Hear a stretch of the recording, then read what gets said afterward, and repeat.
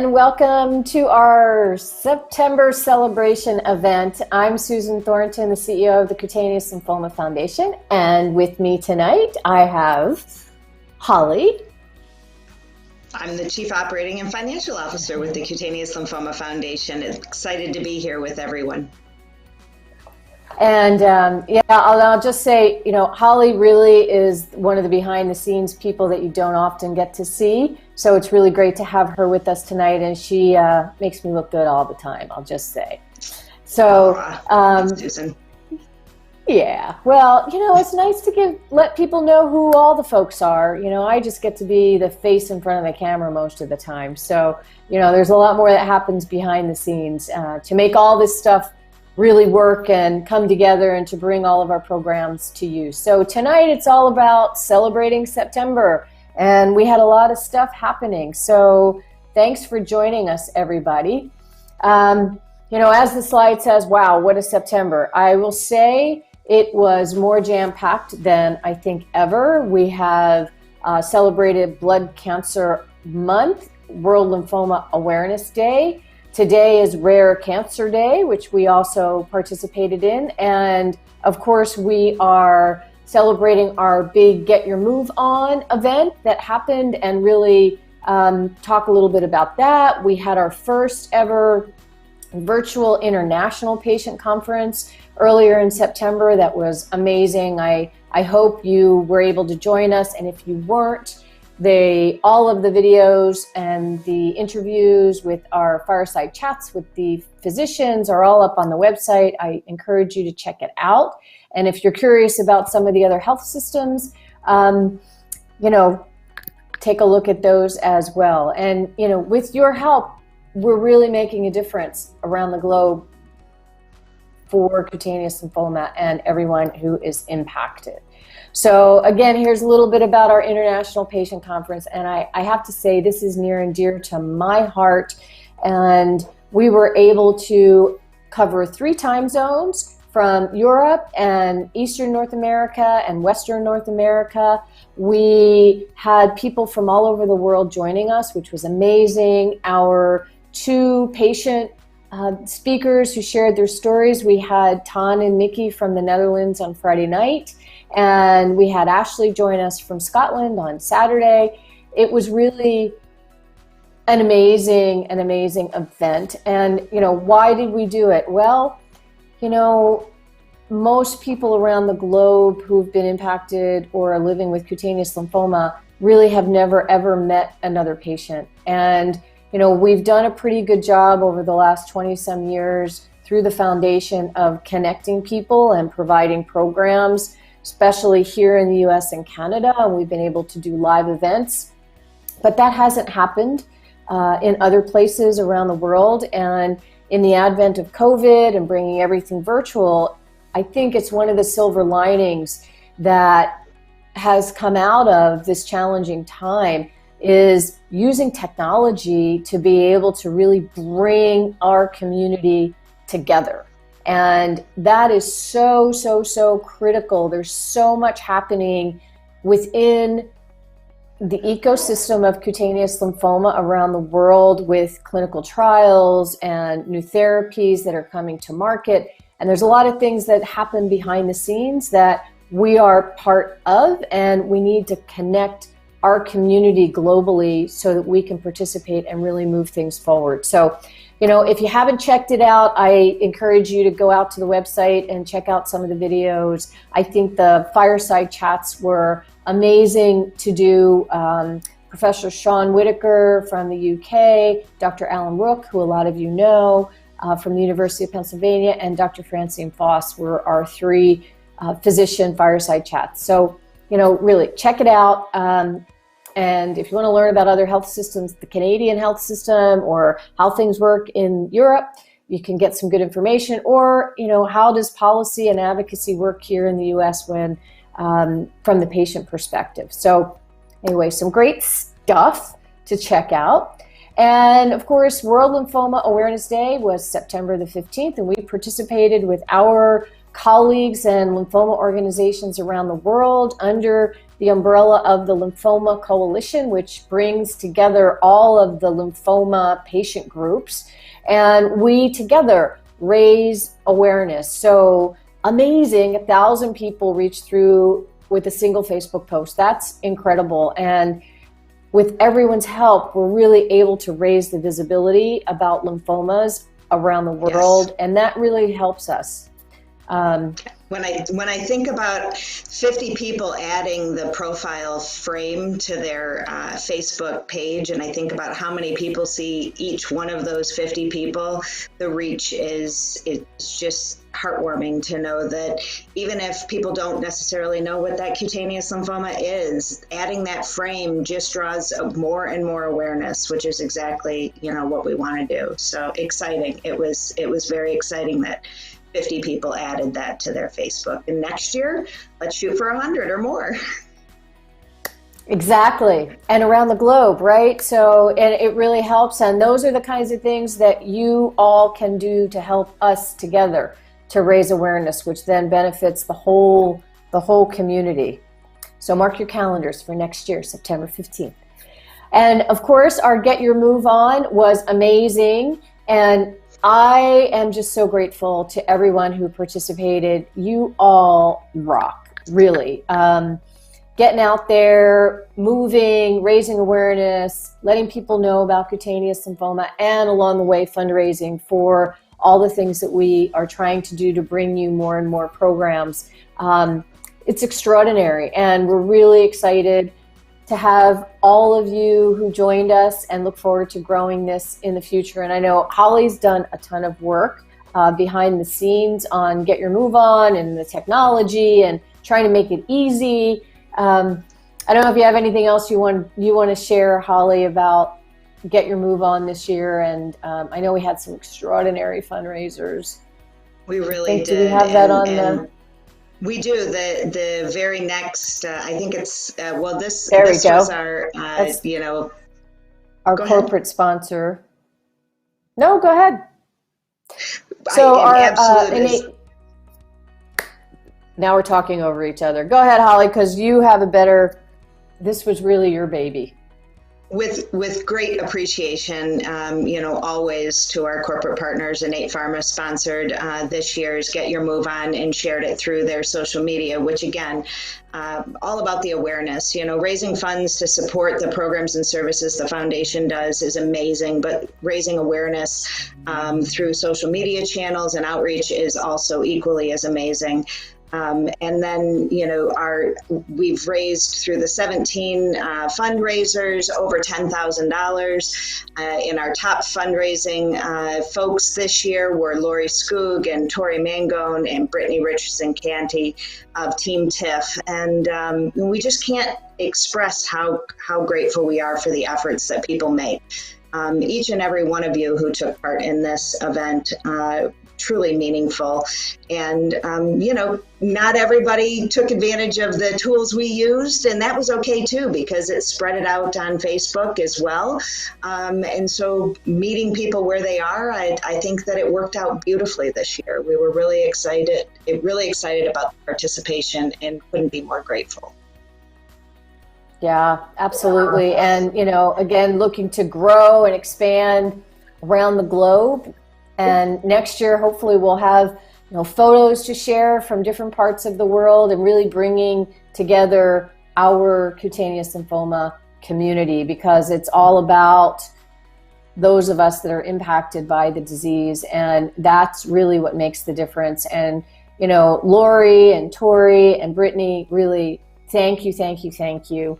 Couldn't do it without you and your dedication and your commitment to jumping in and supporting us. And, I think one of the things that we don't often share is, what happens to that money and how do we use it? Well, as you've been participating in a lot of the events, we've added a ton of events in the last 18 months due to COVID. We've really ramped up bringing more virtual programs and in different formats and things like that. And we launched our Community Connections, our online peer-to-peer private community. And I encourage all of you, if you haven't joined there, please go out, check it out, and join. It's a private, safe place where you get to interact, and we have different groups, you know, an MF group, a Cesare group, and as we have more and more people and we're engaging, we can create more groups. And it's all about the richness of the community is the community itself. And it's really important. And one more thing. Again, yeah, go ahead, One more Holly. thing to note about the upcoming programs is as you're thinking about this, we're going to be circulating a survey in the e-news and then coming up next month. So please take an opportunity to talk to us about what you've participated in this past 18 months and how you feel about it so that we can continue to grow and move these programs in the right direction for all the people that we're serving. So just sorry to interrupt, Susan, but I wanted to make sure that I made mention that that survey is coming out and people should look for it. And I truly hope that you participate in it. Yeah, because really, if you don't tell us what you need, then we tend to create things in a vacuum that we think you want, and they may or may not hit the mark. So it's, you know, I know we all get all these surveys and it says, oh, your feedback is important, but really, it really is. We look at it, we analyze it, we take it all under advisement and put it all together and say, okay, now what do we have to change? Because we're here to serve you, and we'll be here until we don't need to be here.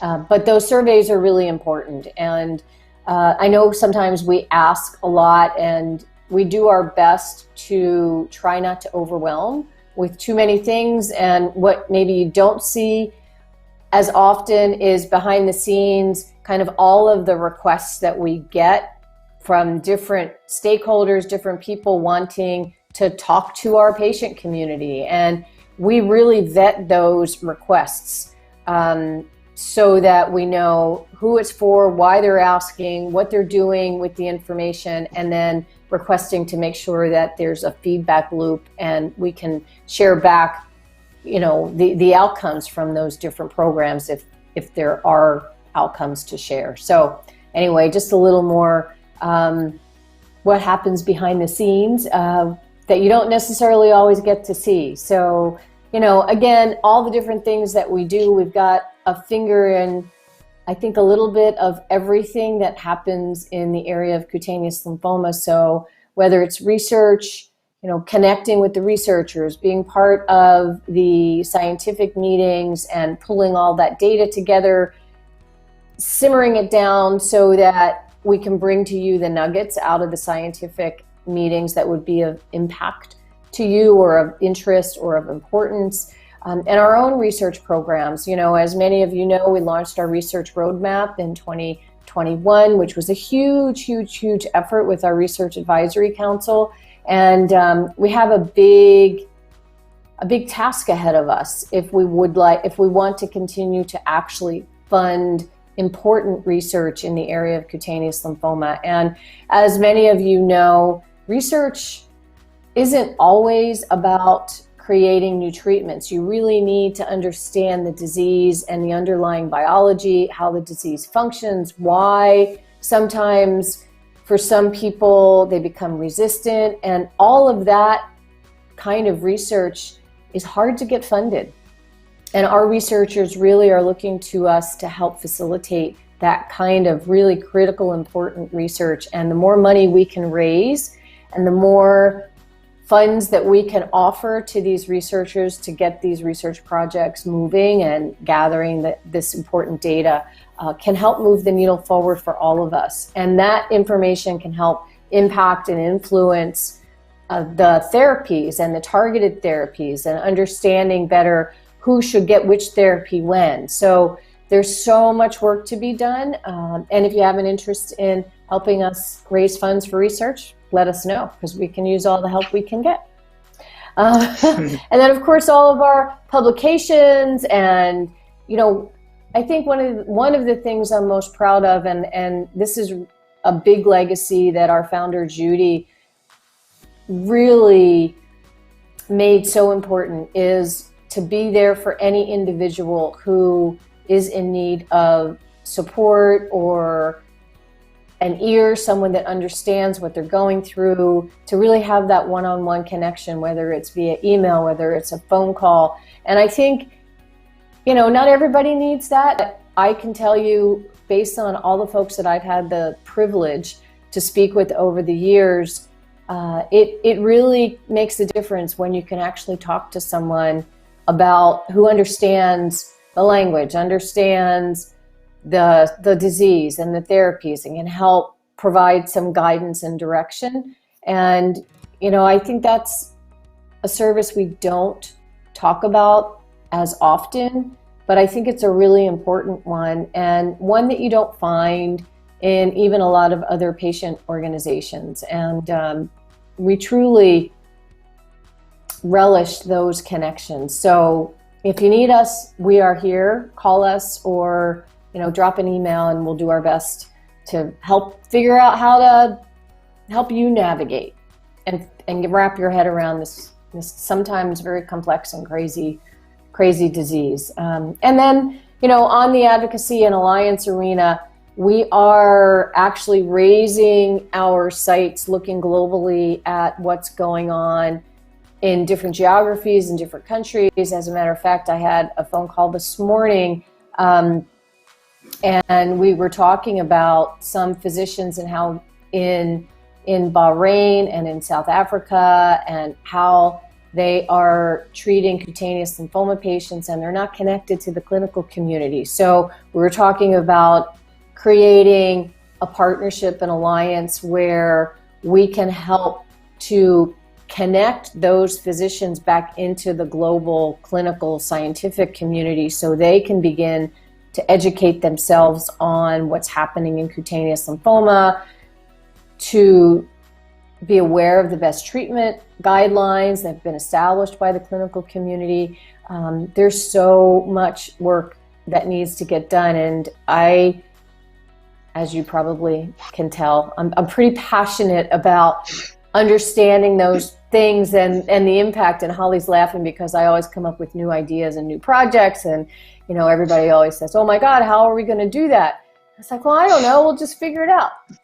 Because at the end of the day, and the bottom line is, I don't want any individual who has been diagnosed with cutaneous lymphoma to feel like they are alone in the world. And if we can help them or help their physicians get connected to the clinical community, then we will do that. And that's really, at the end of the day, that's why we're here and why we do what we do. Okay, so much for my little rabbit hole there. So today is Rare Cancer Day, and this is a new day actually established by NORD, which is the National Organization of Rare Disorders, which we are a member of.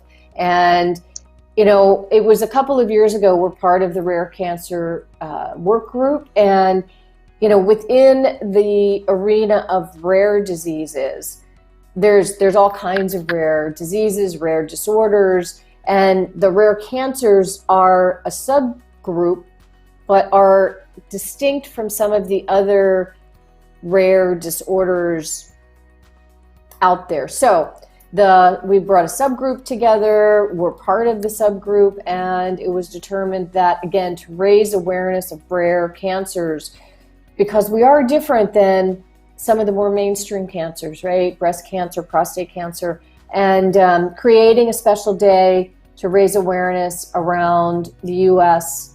about rare cancers and the impact of living with a rare cancer or being diagnosed with a rare cancer is really important. So again, a big month of September, which we are culminating today in our little celebration event. So, we really are celebrating you. You are all amazing human beings. It's our honor and pleasure to be here to serve you. And along those lines, we've got some other events coming up. I'm going to mention another program that I'm particularly passionate about we will be co-hosting in Marseille, France on October the 16th.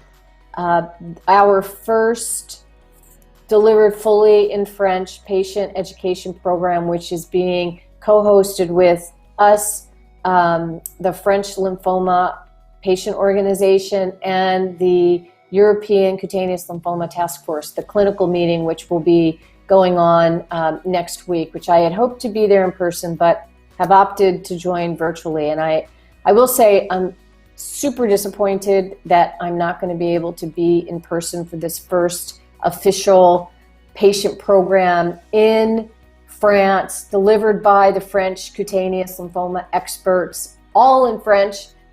I would probably be lost. I will be lost because I don't speak French. But, again, this is just one more piece of the pie of connecting our global community and making sure that every person who has been diagnosed gets the care and the information that they need. So that's happening on the 16th. And then let's see, we have on the October 12th, we're doing a special COVID and cutaneous lymphoma, and I believe that's Dr. Jasmine Zane will be our clinician who's speaking that afternoon. Actually, it's at noon on October the 12th, Tuesday. And, we've been really trying to pull together as much of the COVID information that's specific to cutaneous lymphoma as we can.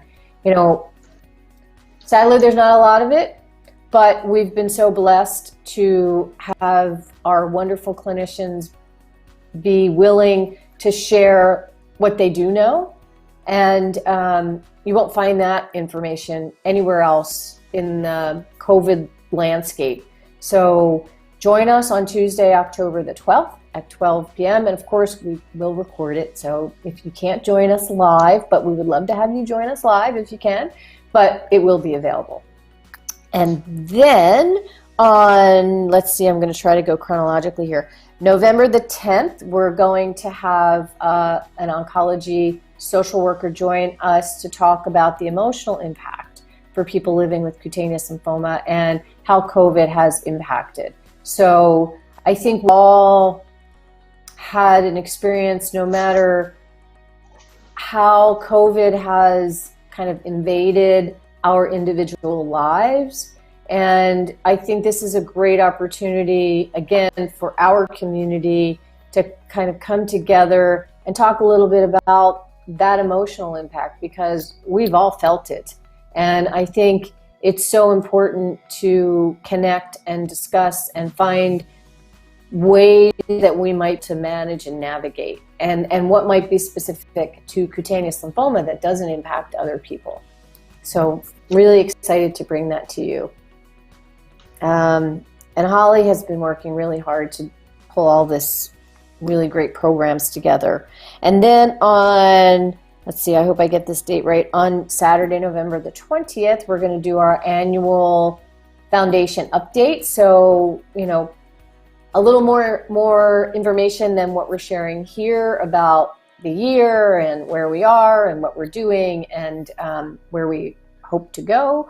There's just so much happening. And so I invite you to join us. We'll have our board president and board vice president with us. So they will also be sharing some other things that are happening at the board level. And so join us for that. And let's see, Holly, am I missing anything? Yep, I do. Yeah. Yep, the one in there is a one that will happen in October, although we have not firmed up the date, on immunosuppressed and immunocompromised, addressing how all of those terms relate to cutaneous lymphoma and treatments in cutaneous lymphoma, how that can impact and affect, along with across the different variants. How people are affected from an immunosuppression. It's come up a lot in COVID, but it's also come up in general, people are curious to know whether or not they are immunocompromised. So we're going to do an entire webinar that deep dives into immunosuppression, immunocompromised, and how it associates to cutaneous lymphoma. So stay tuned for a date, but it should be late October, maybe the week of October 25th is what we're targeting. Cool. So stay tuned, and you can find all of our event information on the website.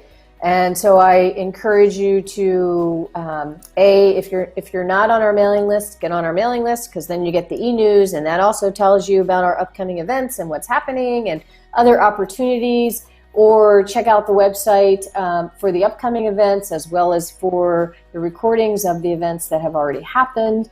And then we always want your feedback.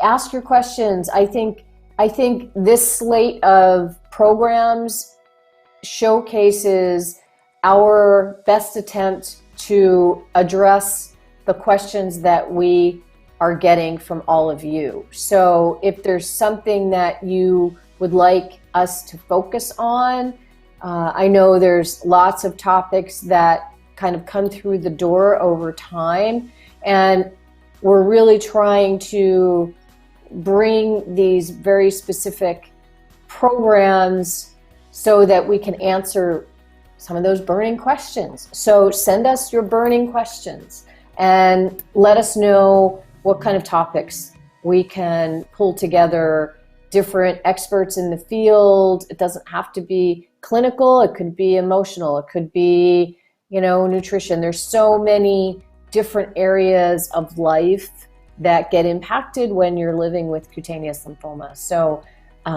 again, we really want to hear from you, because if you let, particularly me, run amok, that could be a really scary thing. And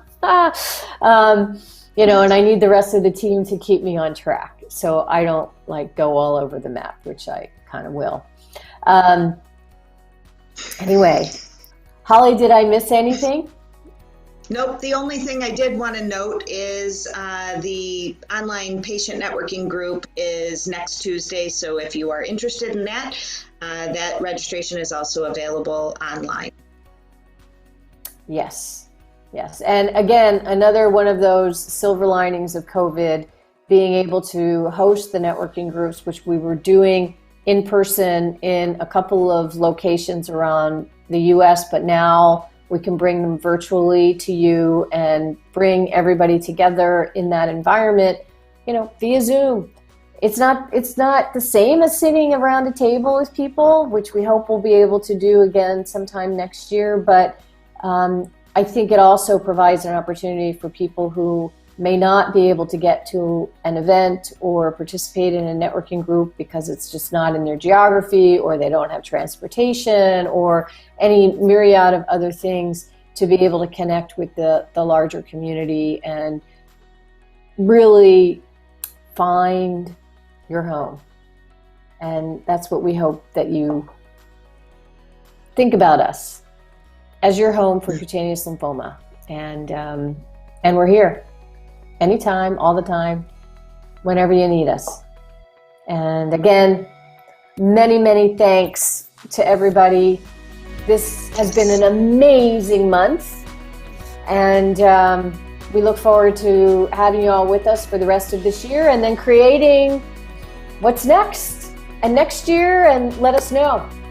Keep us posted. Send us your hot burning questions, and join us in the community, join us in the networking groups, participate. And I really hope to see some of you in person, maybe in the next year. Holly? Thank you all. Happy September, and thank you for all your participation and for being such valuable members of the community. We couldn't do it without you. Truly, we can't do it without you. Yeah. So we'll see you in October. Yes, it'll be great. Take good care, everybody. Stay well, stay healthy. We'll see you soon. Bye-bye. Good night. Bye-bye, everybody.